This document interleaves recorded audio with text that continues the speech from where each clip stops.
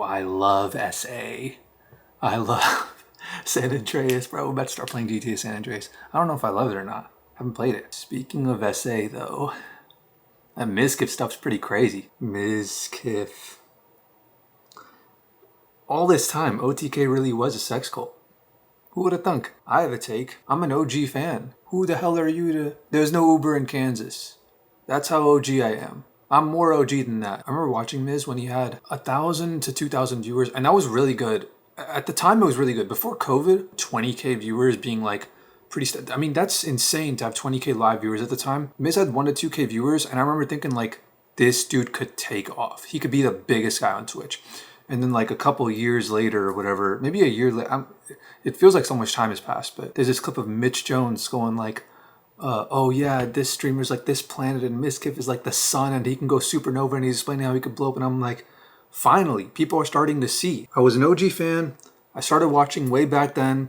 I've seen it all. It's like watching a movie in real life and or like a reality show in real life. I mean, that's what streaming is. Streaming is reality TV for 12-year-old boys. I stopped watching Miz a long time ago, and I was in the comments, oh, we want the old Miz back, bring back the old Mizkif, you know. I'll tell you, even after I saw a lot of what was coming, I could not have predicted this. I thought things would be different right now. So to just be brief about the general thoughts on all this, Mizkif has always been, from day one, hilarious, clever, creative, with his ideas and with his execution, like witty, like quick on the spot, highly intelligent, in his capacity to make friends, play with them, make a fun environment, or make it seem like a fun, even though it actually, looking back, it wasn't super fun the way that it seemed, but painting that image, it was cunning and it's a real talent, and he's still all those things. He hasn't changed much in those regards. The real thing that's changed, I shouldn't put quotes over it, because it has changed from the time I started watching him to when I quit, and it's just gone more and more in that direction, was that he lost a lot of empathy. That's what it was. And you go, oh, that's obvious. Okay, let me break that down exactly, because it was the fake laughs. That's what made me stop watching. It was the fake laughs. Being in the, I went back and saw a couple clips here and there. Let me see what Mizkif's up to. I'm seeing this, oh, he's hanging out with fucking Pokimane. Okay, sell out shit. And then going on Pokimane's TikTok and doing a dance with her. And then going like, you guys are acting like you wouldn't do that? Yeah, no, we wouldn't. That's some sellout. That's some beta male cuck shit. And then I stop watching him. And then I go back and look at his channel, look at some clips, and it's Amaranth. He's going, hanging out with Amaranth. And then doing another fake laugh. And I'm like, dude, there's no point in watching this guy anymore. He's just a husk of what he once was. There is like an intelligence to that, when you can pick up easily and intuitively on what the audience responds to and what will get you views. You know, because it's hard to pinpoint these things. Advertisers spend all day, every day trying to go, okay, what was it that was in this ad that made it rip way harder than the other ads? Was it the wording of this particular? And it's really difficult. But he intuitively would go like, okay, let me just laugh at this part and laugh at this part and do this fake thing and put on this performative act here, you know? And every time he did that, he ripped out a part of his soul. Every time he engaged in an inauthentic act, he threw away a piece of his empathy. It's not that you can't, you know, be like, make it a performance and have theater. He did a lot of that stuff. And he made it clear that a lot of this was role play and just having fun. You need a balance of that. But it got to a point where he would never, ever, even once sacrifice even a hint of viewership for a real laugh. It's not necessarily Mizkif that's at fault or the viewers that are at fault. I'm not talking about the current situation. Mizkif is clearly at fault. But in his downfall, it's like, do you blame a drug addict for getting more and more addicted to drugs the more they do it? Maybe. But this is the real danger of the parasocial relationships. It's when it becomes a drug and you start to abuse it. You start to give people the kind of content that they think that they want rather than the kind of content that they need. You stop being an artist and start appealing to the NPCs and just maximize everything for the views, for the money. And slowly your empathy, your capacity to love your viewers, which, I mean, I'm from the OG days of YouTube. You can look at all the stuff that people are saying about Mizkif right now, all the creators that had his back and were on his side for all these years, but now that he's under some controversy, now they all want to turn their back on him. You can look at that and realize his support system does not love him. His support system does not have empathy. His support system is an enabler of his drug addiction because they also want to leech off of him to get views. The moment he's no longer useful to them, then they'll abandon him. And that system that has been set up around him is partially or mainly his fault. And he lost empathy for himself. He lost love for himself. If a drug addiction was plaguing your child, a loved one, I'm saying child, but any loved one, whose fault would it be? Would it be your fault for allowing it? Would it be their fault for engaging in it? Would it be somebody else's fault for introducing that drug to them? Or the trick question, it wouldn't be anyone's fault. It would just be so sad and disheartening that all you would think about is just the misery of it all, and it would be hard to break out of that. But once you did, you would just think about a solution. So let's just think about a solution here. Because if Mizkif treats himself like a loved one, then he'll want to break out of that addiction. It's a drug. You can use it or you can abuse it. It's like all the other drugs that Mizkif does. The Adderall and I don't know what he does now. Steroids, I'm pretty sure, what I've heard. He was also popping dick pills too at the time. He was doing all this stuff when he was trying to work when he was studying in school, and then he OD'd and all that stuff. I don't remember exactly how the story happened. Wake up throwing up blood. Crazy story, actually. Mizkif has a crazy story. The pattern of abusing drugs, if you have abusive habits in one avenue of your life, you will abuse the drugs in every form they come in, and that also includes the girls. The girls are a drug. They are a drug of dopamine and oxytocin. If you are comfortable and people enable you to abuse the drug of viewership, what really moral qualms are you going to develop in your mind from abusing the drug of girls to further that viewership? I get how strong that drug can be. I get the temptation. When I was in SCAD, there was this girl, she wore a Kill Bill costume, went to a Halloween thing, and the Kill Bill outfit. This is not even about that. I understand is what I'm trying to say. I get the temptation. I get the appeal of the Emiru type of girl. I see what you see in her. When I call Mizkif weird, I'm doing so based on experience. I can call him that. If you abuse the sexual desires, you're gonna degenerate. And I'm pretty sure he did some gay. I'm pretty sure there was this lie detector test that showed that he did some gay shit. I don't know what exactly he did. I know he kissed E-Rob or whatever. That's whatever. It's not that big of a deal.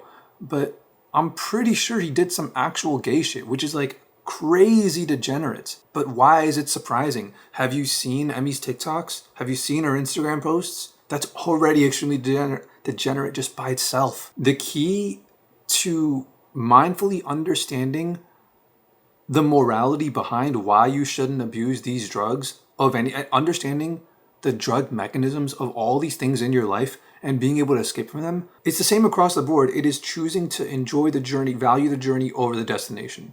Because if you're going, the destination is getting rich, getting viewership, getting swole, getting my nut, getting whatever, if that's what your goal is, then you're going to sacrifice, you're going to cheat, you're going to do all this stuff in order to serve the end goal, when really the idea of the goal, the light at the end of the tunnel, should be what services the enjoyment of the journey to get there. It's the real treasures, the friends we made along the way type of philosophy. This is the girl that Mizkif chose to date. He was never doing okay. Never. From this, the moment people see this, they should realize he was messed up in the head already, and someone should have stepped in early on to stop him. You don't marry a girl like Emiru. And this is a different discussion. I don't even want to get into that. But when he started dating Emiru, and these girls are not just gonna, I don't know what mindset people have. These girls on Twitch, are they just not dating anyone? No, they're dating someone. They're always dating someone. You can look at the guy closest to them, and chances are you'd be right. Look at any Twitch girl that likes to pretend that she doesn't have a boyfriend. The guy closest to her, it could be her chat. She could just be gooning on her own, cam girling or whatever, But the masculine force in her life that is closest to her, that's who she's dating. It's that simple. My issue with this whole thing actually was when this started, I'm thinking this is the exact opposite of Maya. Complete polar opposites. Mizkif basically indirectly communicated to Maya that her greatest contribution in the relationship was showing who not to date. He basically said, like he implied, thank you, Maya, for showing me that I need to go in the exact opposite direction in the relationship. That's mad disrespectful, and he did it while she was still living there. Maya is like the outdoorsy type of person. She doesn't fuck with all this anime stuff. She's very like liberal. She's not like some tsundere or whatever, you know? Emiru, it would be Mizkif that walks in on Emi watching hentai when Maya's disgusted by the whole idea of that. You really think about what really was communicated here?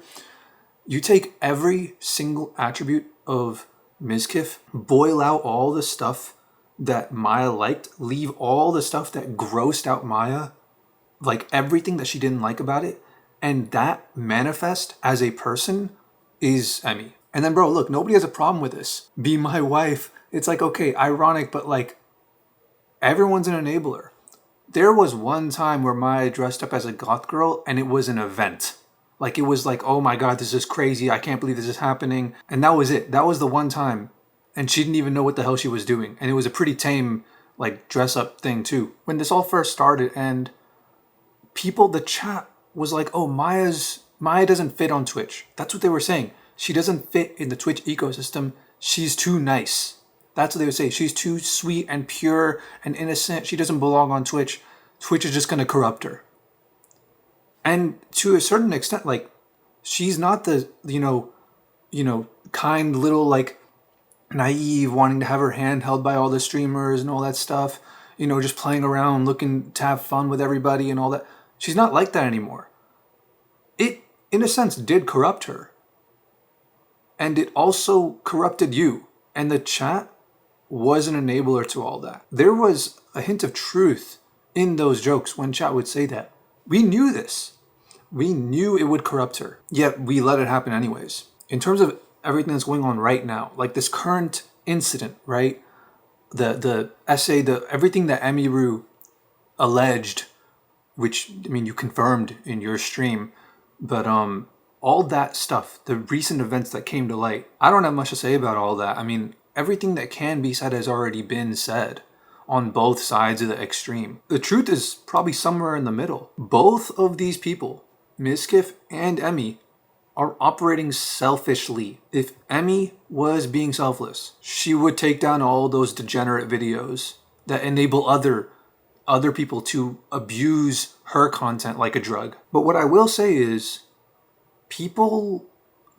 this is just how it's going to be because of path of least resistance and the whole idea of projection and victims. People who want to self-victimize will enable other victims and go, yeah, you're a victim, we support you. Yeah, he was so bad, they'll do that because they want others to do that to them as well. And they don't want to be seen as like as bad or immoral or evil online. So they'll just go with the flow and they won't even realize this. They won't even realize that they're doing this. But they are just going along with the popular narrative, and they're having double standards, even though they don't realize it themselves, most of them at least. What I mean is that it is very easy to make jokes making fun of Mizkif, but it's very hard to make jokes making fun of Emi.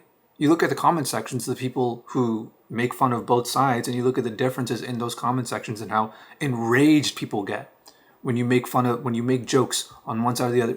But it's like, you really look at the allegations. Mizkif threw his phone or whatever. She got a black eye. She bruises easily. Whatever it might be. Truth is probably somewhere in the middle. He probably was being like passive aggressive in some kind of way. He probably was pissed off in some way. But then she never denied the fact that when she told him to stop, he stopped. She never denied the fact that when she screamed or whatever, he jumped off and stopped. This is actually a psyop when people go like, oh, the consequences of failure, even when there's not a no said, but the consequences of misreading the room, of making a mistake, should be so severe that you should be tried for it, or you should have some serious consequences for it. No, you should be taught. Because we're human beings, we're going to make mistakes. Everyone has misread the room at one point or another. There was this TikTok of like someone making fun of Mizkif, and they were like, oh, she threw plushies at me, so I put a gun to her head. But even in the admissions on both of their parts, you know, there is a way you can interpret it as she was being aggressive. She was trying to send a message by throwing that shit at him, not being like, you know, not throwing heavy, hard stuff at him because she doesn't want the retaliation, but trying to communicate something that is abusive in nature. And then he, instead of taking his anger out on her, took his anger out on the walls and things like that, which he's been punching walls for as long as I can remember. So you see what I'm saying? You can bend the interpretation here and there. You can make the interpretation way more favorable to Mizkif. The truth is somewhere in the middle. But because of the nature of NPCs and weak people, you will see a double standard where people will jump out of their seats to automatically assume the worst of Mizkif and automatically assume the best of Emiru. Did she throw clothes at me? She threw plushies at me. So in retaliation, I whipped out my gun and put it up against her head. I would pull the trigger just to make her feel fear. Make her feel exactly what I was feeling when she threw those hard, dangerous objects at me. Moments when you ask how my day go. Put up a phone, not a blueberry fango. Damn, got it, damn, got it. One bad bitch, and she do what I say so. Two big 40s and a big ass Draco. 3 moments when you ask how my day go. Put up a phone, not a blueberry. The reason why I'm even making this video is because he filed a lawsuit. I wanted to see how this would play out and see, okay, wait, is Miz gonna go on the right path? This is not the right path. You're not supposed to file a lawsuit over this kind of thing. And I hope the fans realize that they are a part of the reason. They are partially to blame for Mizkif taking the path of filing a lawsuit. No matter how the story actually was behind the scenes, there's a very sinister reason why these things exist. Why why the narrative will always be unfairly biased against you.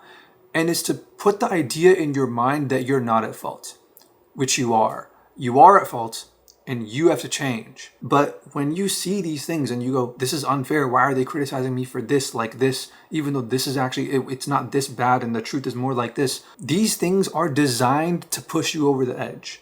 They are like the people in the chat and the NPCs online on Twitter and all that stuff are brainwashed in a way so that way you never recover and never move in a positive direction with your life. You're playing this game on YouTube and Twitch and Kick, I guess, with content. That's where you started it. That's where you need to finish it. Not with a lawsuit. You don't go crying to law enforcement, please help me with this. Yeah, every bit of news that comes out is going to be biased against you. Yeah, all the people will defend Emmy because they don't actually love her either. Because if they did, they would hold her to a high standard as well. They're not holding you to it. They're not loving anyone. They're just going to assume the worst of you and assume that you can never change or never get better or never help anyone else or never recover in any kind of way. And all the responses, oh, Mizkif is going to file a lawsuit. All the responses are going to be hilarious, how pathetic this guy is, you know, filing a lawsuit. He's obviously going to lose and it's going to blow up in his face. And I'm glad he's going to lose all the money and all that stuff. All the responses are going to be like that. That's not fair. Oh, well, that's how the internet is. And then you got Tectone out here, like aura farming, you know, acting like his life is a movie, being a drama queen. He's like, you know why you're like this, Mizkif? You know why this is happening, Mizkif? Because you're just a small, egotistical, weak man. He's like playing the Emperor in Dune. Oh, you are just a weak, afraid man. By the way, the bigger man doesn't just put people down and just assume, oh, reason for why you did something bad? Okay, let's explore the reason. No, forget that. It's because you're just a weak man and that's just how it is and you're just that and you're never going to get over that. The bigger man doesn't do that. The bigger man actually tries to reach out to help. Tectone is acting selfishly. He tries to act like he's so enlightened and everything and then puts out oh yeah, it's just because Mizkif sucks and he's just egotistical and all that. It says that as material fact rather than attributes it to some flaw or series of flaws or series of missteps that can be corrected. Tectone never offered a solution or anything for Mizkif to get better. He's just, oh yeah, just retire, just quit. You're just a, small, pathetic, weak man and that's just it. No solution offered, no character arc, nothing like that. He's not trying to help you. He's trying to abandon you. because Tectone also has his own things going on, and he's bitter and he's in pain, and that's why he's doing that. But everyone's going to defend him right now. Everyone in the comments and everything is going to defend him, not you. And the reason why is because this is the internet that you've helped create. This is how the internet is right now because of what you've done. You are an accomplice in all the people who are doing this against you, all the people who are biased against you, trying to smear your name. The same philosophy that drove why you would fake laugh on stream. I'm being 100% serious. The same philosophy that drove that is the same philosophy that you set an example as, hey, copy me and do what I do, and everybody else copied you. You influenced the internet to follow that philosophy, and they did so, and now they're obsessed. Now they can't get in. Now to them, it feels normal. It's like as normal as breathing to just chase after the likes and the views and the retweets and the upvotes. This internet, this fucked up, unfair internet, was partially made by you. You made your bed. Now you got to sleep in it. You wanted to go work for Vanguard, right? You were going to be a shark. You turned everybody else into sharks, and now they smell blood in the water. What do you think they're going to do? Using the law, using the legal system, the feds, is not a solution. Nobody wins lawsuits. In the end, indirectly, even if you feel like you might have won a lawsuit, in the end, everyone always loses. But continuing to create content, improving the content you create, making it better, not in the, oh, it's going to get more views, but in the actual content itself, in the passion for you, that you have for it. Growing as a person, showing that you are moving in the right direction, being a role model for that by prioritizing the laughter of the fans, the laughter of the audience over some clickbait title and thumbnail and the shitty OTK editing that everybody in OTK does, where they have the little intro in the beginning basically spoiling the video with some echo and the subtitles and all that fucking TikTok low attention span bullshit editing. Prioritizing the fun of the stream, where everybody around you is having as much fun as possible over, oh, how many clips can we extract and milk out of this person? And evolving yourself, being humble, admitting your flaws, and growing, that's what will redeem you. And because the way the internet works right now, when you do redeem yours, if you do, it will make Emmy and Asmongold and Tectone and all these other people look so bad. And I know that might be a draw to you. I know that you might think about that and go, oh, then I should. But when you actually do evolve, if you do, you'll realize that it's not something that you want. It's a curse. You don't want the internet to turn on these people either. You've abused the parasocial relationships for so long with inauthenticity. You've racked up all this spiritual debt, we can call it. And bankruptcy just hit. Time to rebuild. Time to create a new foundation from scratch. Build a new real identity. And the identity cannot be something that hinges on the numbers or anything like that, or any, quantifiable metric like that. It doesn't matter what the identity is actually, because people change and there's no way I couldn't have predicted this. There's no way I could predict the future. But I saw what Mizkif was under the surface in the early days. I saw how funny, creative, it was unparalleled. Genuinely, he was second to none. It's crazy. People are not going to remember it. I have a hard time remembering it. I have to use all my brain power just to remember what it felt like in the moment. Like even a little, just to get a glimpse of what it was like watching you at that time. It was so funny. It was so engaging. If he had continued down that path, he would be beloved the way I Show Speed is. Because what he really did at the time, even though he may not realize it, was he didn't go after the same exact audience, but he appealed to the same emotion that was satiated by watching Etika. After Etika died, Mizkif kind of became the replacement to get that fix, which is crazy because I Show Speed is the person doing that right now. I Show Speed is the lineal Etika in the timeline of like content creators. He is the current modern day Etika, with the energy, with the creativity, with the way he's just willing to be himself and go out there and hyper and all that stuff. That's what I Show Speed is right now. And I Show Speed is, everyone's voting for him, streamer of the year and all this stuff. And every year and look at how he's evolved. He's evolved to an unrecognizable level. He did one crypto scam, and it was like a funny crypto scam too. It was like a Ronaldo crypto scam. And then he got a lot of crap for that, and then never did it again. It's hard to even imagine the current day Speed doing something like that. He is the lineal Etika, and he deserves that title. You could have been that. There was a time where you were going down the path to be that, but you've become the lineal rice scum. It's not easy. The path going forward, all the stuff, none of the stuff is going to be easy. You might as well go all out. Etika did not have it easy. Obviously, I mean, the hindsight, you can look back on it. Obviously, he didn't have it easy. But I was watching Etika in 2015, 2016. He struggled all the time. Every stream, it was actually annoying how much he struggled with trying to rid his mind of the temptation of dealing. He deleted his channel multiple times, 500,000 subscriber channel, only to create a new one and get all those another 500,000 subscribers back on that. Him trying to fight the battle in his mind of create good content that people need versus give people what they want so that I can get my drug of getting the views was a violent battle in his mind. Etika was great, but he couldn't evolve. Speed evolved. You need to evolve.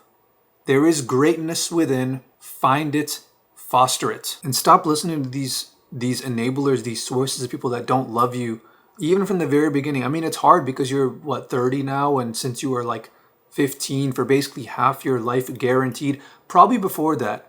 I mean, your sister does porn and all this stuff, so it's like probably for a long time, most people in your friends, family, school, everyone did not love you because they didn't have much of a capacity to love.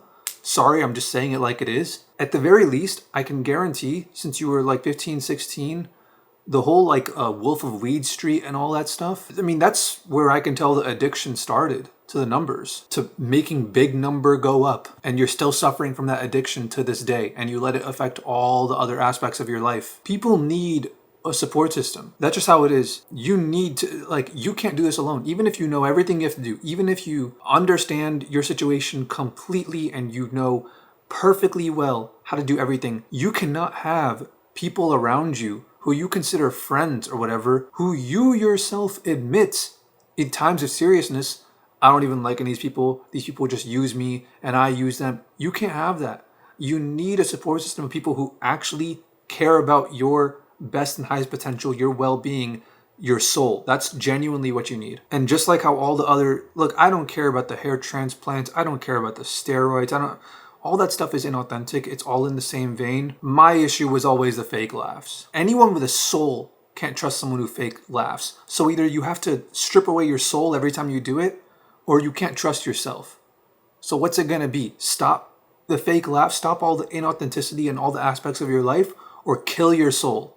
Those are your two options. People are only giving you shit now because they don't feel like they need you anymore. They don't have the opportunity to leech off of you anymore. So now they want to capitalize. Now they want to, they smell blood in the water. Now they want to grab a bite for themselves, take their pound of flesh as they're leaving. You should have seen that coming. I saw that coming to a certain extent. If a psychopath can admit to everyone around them that he is a psychopath, and everyone just enables him and go, yeah, do more of that. Give me more of that. Be more of a psychopath. Then, I mean, it's obvious. They'll be more of a psychopath. They'll go deeper. They'll degenerate further because they're enabled by the chat, by all the people around them. None of these people actually care about them. None of these people cared about you. I'm not saying you're a psychopath. The person that you put on, the person that you admitted to being many times, the person that you showed yourself, you are becoming this. You are degenerating further and further down into this. You have these problems. You're addicted. You care about the views. You care about the drugs. You care about all this stuff. And people not doing anything to help you. I'm sorry, but if you're a loving person, you can't trust someone who fake laughs. I have to keep coming back to that. These people don't trust you. They don't love you. They were using you. From the start, they were using you. And maybe you miscalculated and you thought that, okay, maybe in the short term, I'll help myself in this and I'll fix things in the long term and I'll develop a better friend group and all this stuff in the long term. But you've been well past the point of being secure in all of the metrics that you need to be secure in, viewership, money, and all this stuff for a long, long time, including you're built enough. You never needed the dick pills, to be completely honest with you. That'll just screw you up long term. I hope you realize none of these things are worth it unless you have a good support system who actually cares about you and is willing to tell you, hey, this thing you're doing, I'm not in it. No, don't do it. It's fucked up. Don't continue down this path. And everyone will have that to a certain extent. Everyone will have a bit of a soul to them and will try to look out for you a little bit. I saw that a little in Maya. I saw that a little in XQC. I saw that in like Lakari and people like that, you know? You got to reevaluate your own situation, look at your own life, look at the people who actually did care about you, who did not enable you to get worse. Because maybe I'm wrong, but it's pretty clear. Maya was a pretty major enabler, at least near the end, and so was Emmy. And yeah, you got a lot of shit to work on. Unfortunate. I always thought Mizkif was gonna, I mean, not always, but for the past couple of years, I'm like, it seems like he's gearing up to do some like, you know, like influencer boxing type shit. I thought that would be a cool character arc, but if you go down that path, you got to do it right. I mean, that's a great path to redeem yourself, actually. That is a good path, but you have to do it right. You can't, you know, value the destination rather than the journey. Trying to win the boxing fight needs to be in service of giving yourself an excuse to go hit the gym and go through the immense pain and suffering that will grow your character. Not, okay, I'm going to take all the advantages I can get so I can win or lose, doesn't matter. Trying your hardest to train so that you can go in with the goal to win, that's what matters. What matters is the journey. Not, okay, I'm going to take steroids and all this stuff. I'm going to cheat and, you know, enter a foot race while I'm driving a car. Forget about the destination. You have to do it right. If you're going to go on a character arc, if you're going to take on some endeavor, some goal, some task, and redeem yourself and show that you are doing better and you're improving and you prove that to yourself, you have to do it right. When you imply, oh, I don't care about the journey of training boxing, I just want the destination of winning, you're disrespecting the entire, and they call it martial arts. It's an art form. It's about the process. I don't know what specifically you're going to end up doing. I don't know what is best for you to do.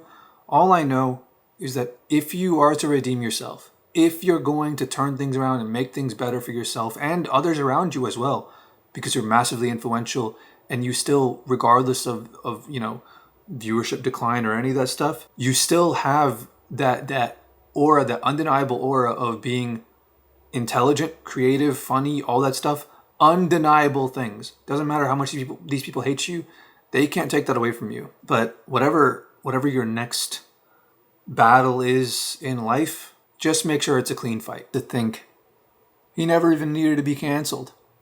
All this could have been avoided if he just decided to stand Luna. Hell yeah, bro. Here you go. Here you go. I got you. A red one? Here. Yeah, I'll hand it to you. Here you go. Here, I'm gonna hand these out. This one, which one? This one? Alright, he's got one right there. Here, I'm gonna go hand this over there. Here, alright. I got it. So. There you go. Alright, guys. It was free. Hell yeah. Everything was free. We gonna come back in a little while. Hell yeah. Oh shit. We come back every day.